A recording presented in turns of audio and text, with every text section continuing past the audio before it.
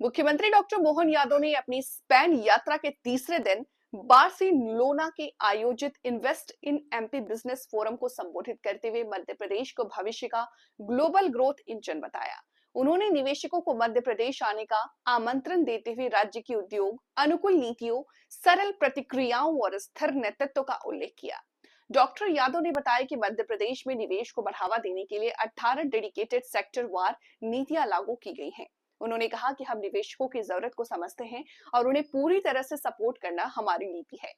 उन्होंने यह भी घोषणा की कि वर्ष 2026 को भारत स्पेन सांस्कृतिक सहयोग वर्ष के रूप में मनाया जाएगा, जिसमें कला, साहित्य और फिल्म से जुड़े कार्यक्रम आयोजित किए जाएंगे। कार्यक्रम में Madhya Pradesh state electronics development corporation और स्पेन की कंपनी सबमर टेक्नोलॉजीज के बीच डिजिटल ग्रीन इंफ्रास्ट्रक्चर के क्षेत्र में एमओयू पर हस्ताक्षर किए गए।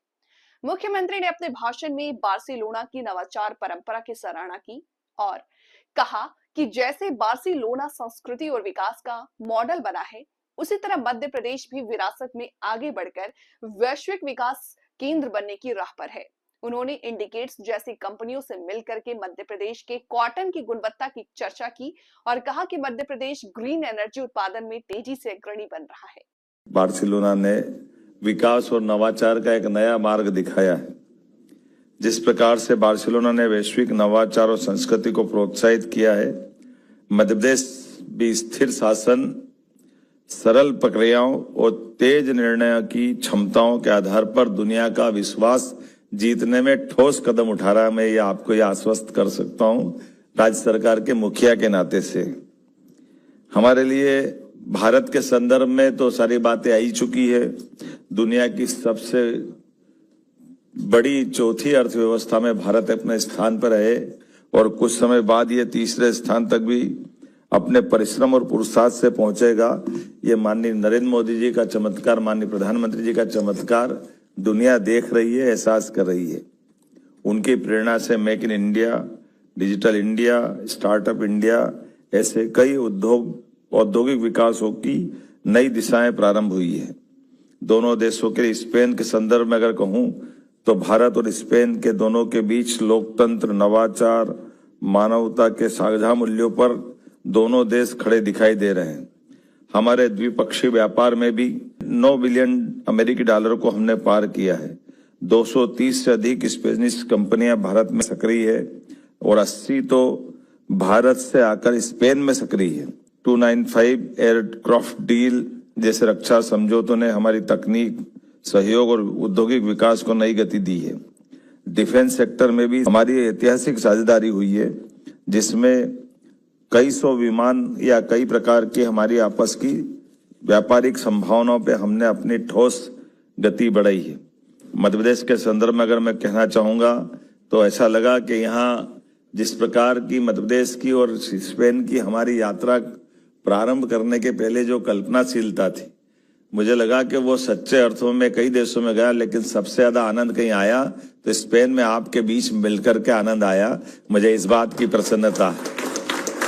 एक एक चीज स्पेन ने अपने सभी प्रकार के अलग अलग सेक्टर में, इंडिटेक्स में जब मैं कल गया था तो कॉटन तो हमारा, और कॉटन के माध्यम से कपड़े की दुनिया में बेताज बादशाह बनने की जो क्षमता यहाँ हासिल हुई है, ऐसा लगा दो बिछड़े भाइयों की ताकत का एक बड़ा मुकाम हमारा रेडीमेड गारमेंट्स का या टेक्सटाइल का भी है। ये मुकाम मुझे यहाँ आके अपने आत्मविश्वास को और मजबूत करने का मौका मिला है। और उससे अच्छी बात जो एहसास होती है कि आमतौर पर व्यापार व्यवसाय करते करते व्यापार के साथ इथिक्स की बात पीछे छूट जाती है। जब धन कमाने जाते हैं तो धन कमाते कमाते उससे जुड़ी हुई मानवीय मूल्यों की जो भावना है, उस भावनाओं में हमारी कहीं न कहीं अन्याय हो जाता है। लेकिन मुझे इस बात की प्रसन्नता है, जब हमने हमारी कपास की उत्पादकता के आधार पर, जब मैं इंडिटेक्स में कपड़े की इंडस्ट्री के साथ गया, मेरे साथ कई हमारे अपने वहां से जुड़े हुए उस रोजगार के आधार पर इंडस्ट्रियलिस्ट भी थे, तो जिस प्रकार से वहां बात हुई वो हमारे संबंधों को और प्रगाढ़ करती। जब उनने कहा कि आप एनर्जी भी अगर उपयोग करते हैं, बिजली उपयोग करते हैं, तो ग्रीन एनर्जी होना चाहिए। और जब हमने उनको बताया कि आपकी लिमिट क्या है तो उन्होंने कहा 35-40 तक उनने लिमिट ग्रीन एनर्जी से सब कुछ उत्पादन का है। हमने कहा ये 30-40 की छोड़ो, हमारे यहाँ 3 साल के अंदर हमारे सभी प्रकार के किसानों के लिए 32 लाख सोलर एनर्जी के पंप हम देने वाले हैं। हम उसी भाव से आगे बढ़ रहे हैं जिस ढंग से आपकी कल्पना है। और केवल एक नहीं, मध्य प्रदेश के अंदर हमारी जितनी कुल उत्पादकता बिजली की है उस उत्पादकता में आधी से ज्यादा ग्रीन एनर्जी हम अपने सोलर से, विंड से, पावर स्टोरेज से न केवल देश के लिए बल्कि दुनिया के लिए एक आदर्श राज्य बनने की तरफ हम ठोस कदम बढ़ा रहे हैं। मुझे इस बात की प्रसन्नता है। मुख्यमंत्री डॉक्टर मोहन यादव की बार्सिलोना यात्रा ने मध्य प्रदेश को वैश्विक निवेश मानचित्र पर मजबूती से स्थापित किया है। Invest in MP business forum को संबोधित करते हुए उन्होंने कहा कि प्रदेश की प्राथमिकता निवेशकों को प्रॉपरली फैसिलिटेट करना है।